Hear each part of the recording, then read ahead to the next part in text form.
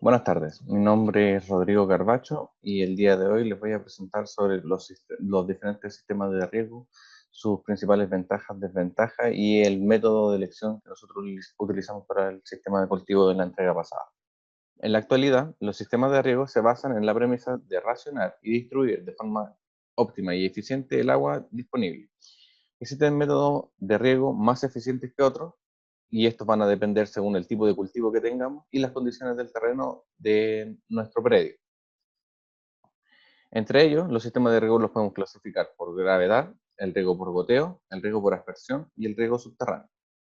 El riego por gravedad corresponde a un sistema que distribuye el agua mediante surcos o canales, los cuales se distribuyen a lo largo del área del cultivo. Dadas las características de este sistema, se requieren en grandes volúmenes de agua, por lo cual generalmente se utiliza la construcción de estanques o embalses. El agua, en este caso, escurre por efecto de gravedad a través de los surcos, lo cual va alimentando a la planta o al cultivo a medida que se distribuye por el terreno. Entre las principales ventajas y desventajas que tenemos de este método es que no requiere una utilización de energía para el funcionamiento, o sea, no es necesario bombear una energía a una cierta altura para que se distribuya. El sistema de riego y de construcción es bastante económico. El viento tampoco limita la distribución del agua, como por ejemplo en el caso de riego por aspersión. Y las principales desventajas que tiene es que requiere grandes cantidades de agua.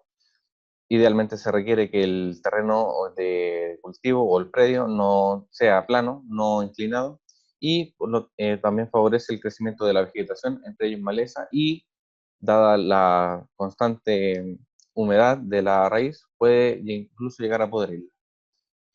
El riego subterráneo, por otra parte, corresponde a extensiones grandes de redes y mangueras que se entierran bajo el agua, o sea, bajo la tierra, aproximadamente una capa de 30 o 40 centímetros más abajo. Eh, Se colocan en lugares claves para el crecimiento óptimo de las raíces y el cultivo. A diferencia de otros sistemas, se debe considerar la construcción de válvulas antivacío en las redes distribuidoras para extraer el aire mientras está el tiempo de llenado y evitar que el aire, por otra parte, ingrese mientras el agua se vierte o se vierte para el cultivo. Las principales ventajas es que tiene una alta eficiencia, pues evita la evaporación del agua, o sea, como el agua al estar se rocía de manera directa a la raíz y no está expuesta a las condiciones climáticas del ambiente, no se evapora y por lo tanto la eficiencia es mayor. La facilidad del manejo para la instalación es fácil y evita los daños recibidos por animales, aumentando la vida útil del sistema. Entre las principales desventajas, no puedo conocer el estado de la red porque están enterradas, los costos de construcción y de mantenimiento son elevados y es propenso a taparse por acumulación de sedimentos en la red, por sales de agua también.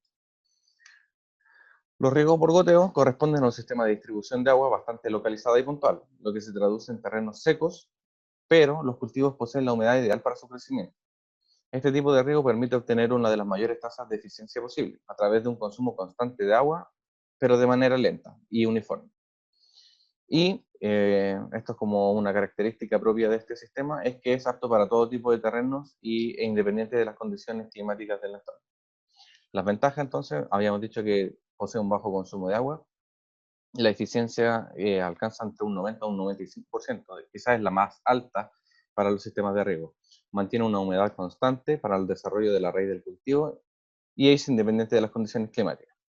La desventaja es que la instalación y la mantención de este sistema es muy costoso, no se puede labrar el suelo una vez instalado el sistema de riego, y existe la probabilidad de que los goteros se tapen debido a los sales presentes en el agua o por mala calidad en la elección de los materiales. Y finalmente tenemos los riegos por aspersión, que es un riego que consiste en conducir el agua mediante aspersores, los cuales generan un efecto de lluvia. Generalmente este sistema se utiliza para grandes extensiones de terreno y superficie mediante la distribución de agua controlada. O sea, tenemos ahí en la imagen se puede apreciar como una torre, por así decirlo, donde el agua se rocía y es transportada por gravedad y por el viento, principalmente por el viento. Idealmente la captación del agua puede ser por pozos o directamente desde ríos y embalses y requiere un alto consumo de energía para distribuir el agua en el predio. Las ventajas entonces es que alcanza una eficiencia aproximada entre los 80 y 90%, permite cubrir grandes extensiones de cultivo, es un sistema plenamente automatizado y tiene una larga vida útil. Por otra parte, la instalación puede ser compleja, permite el crecimiento de vegetación no deseada, al igual que los riegos por gravedad, y requiere un costo de construcción elevado. Y entonces, según los diferentes métodos de riego que vimos, podríamos decir que para los tomates al aire libre, que era nuestro tipo de cultivo elegido, eh, y teniendo en cuenta que el agua es un bien escaso, podríamos elegir perfectamente que el sistema de riego sea mediante por goteo, dado que alcanza una mayor eficiencia de agua. Sin embargo, va a estar sujeto a las capacidades del mandante o de la persona que quiera hacer este proyecto, y además en el manual de buenas prácticas para el cultivo de tomate al aire libre recomienda el, el sistema de riego por gravedad.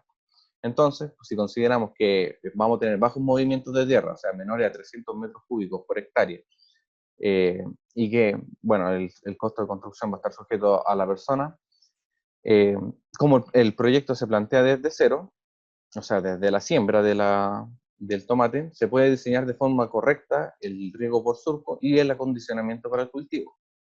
Y por otra parte, como nosotros el predio era aproximadamente de 4,20 hectáreas y las dimensiones eran de un largo de como 90 metros, eh, favorece este sistema de surco. Muchas gracias por su atención.